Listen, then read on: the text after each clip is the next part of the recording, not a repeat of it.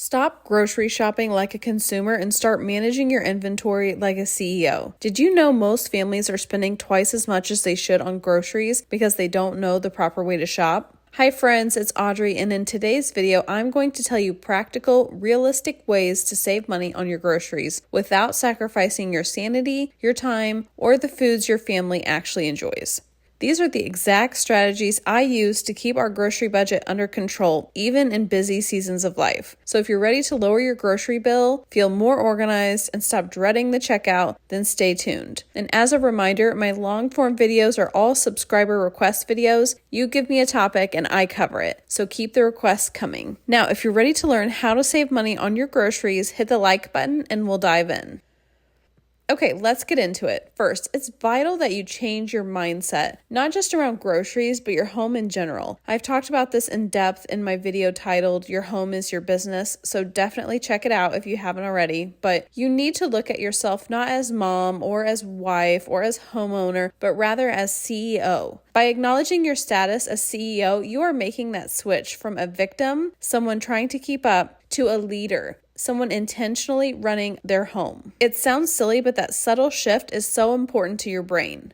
Remember, our brains need tricked. So all these little hacks I teach you are so important to switch that psychology. Okay, so we've got it in our minds that we are the CEO of home. Great. So how do I apply that to my groceries? Well, for starters, they're no longer groceries. They are your inventory. As CEO, we are running our kitchen not like a mom would, but like a restaurant owner would. Since we're running our kitchen like a business, we are focused on the bottom line. What makes us profitable? What gives us a loss on the books? There are 9 things I want to talk about today that will save you money and effectively make your business a profitable one. Number 1, you have to adopt a zero waste mindset. Nothing is trash until you have fully exhausted all of its utility. The most expensive meal you will ever eat is the one that you bought, forgot, and threw away.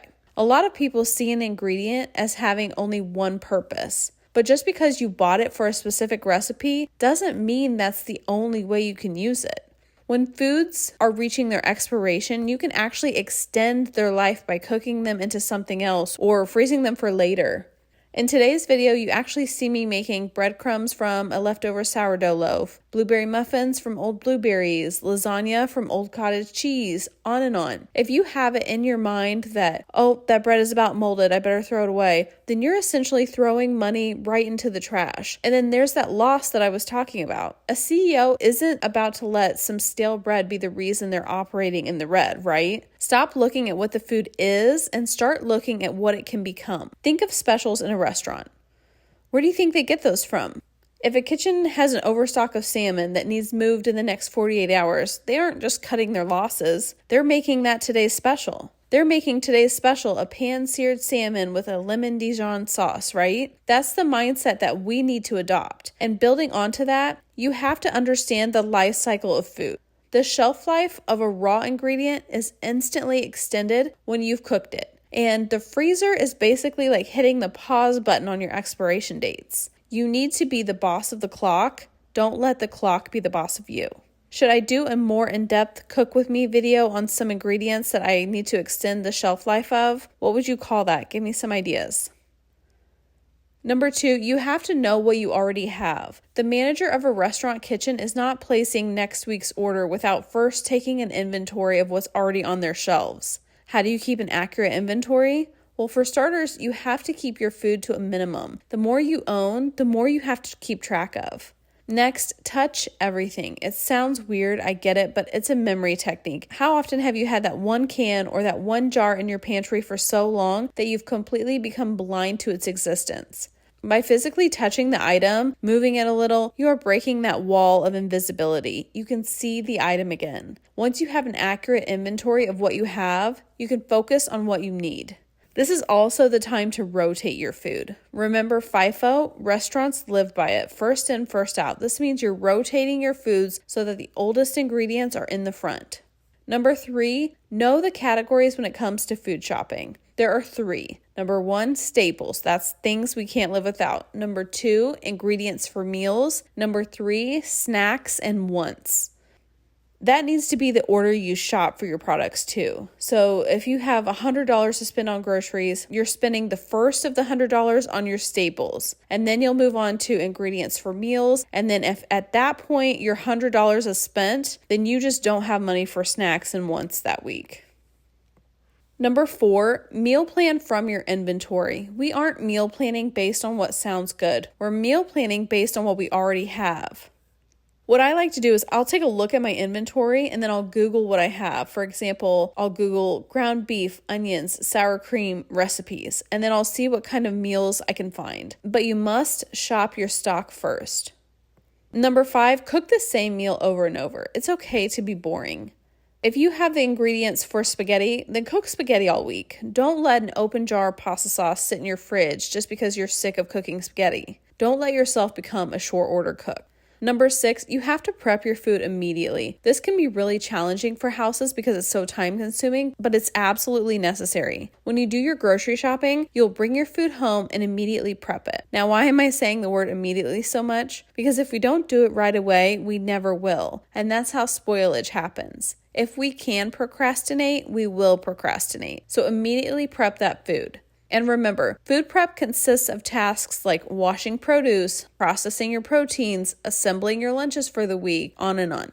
Number 7, properly store your foods. Did you know that carrots last longer when they're stored floating in water? Did you know that you should wrap your celery in foil? It's vital to understand the proper way to store your foods to extend their shelf life. Should I do a video on food storage?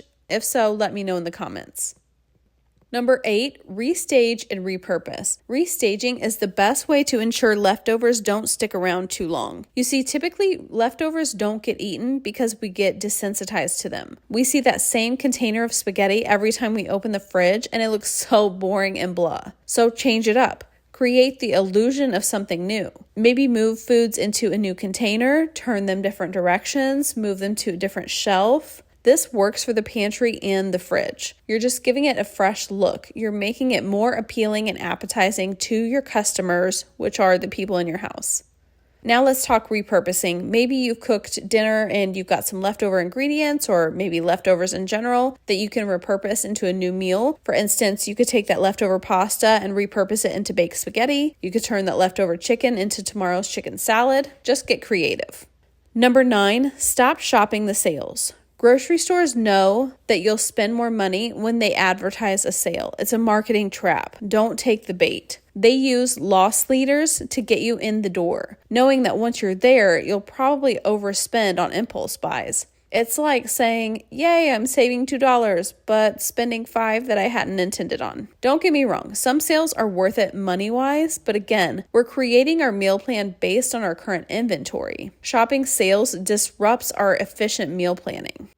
I know I went through that kind of quick, so if you have any additional questions, let me know. If you want any of these topics broken down further, I would be glad to do that for you. If you found this video helpful, please give it a like and a comment, and if you want to see more content like this, be sure to subscribe. I will see you all on Friday.